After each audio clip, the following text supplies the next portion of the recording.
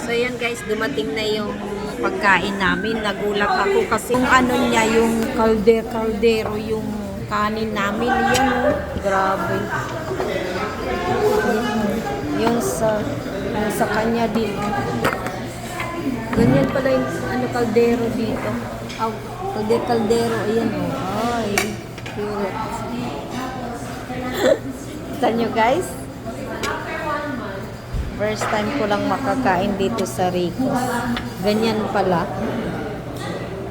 Ayos.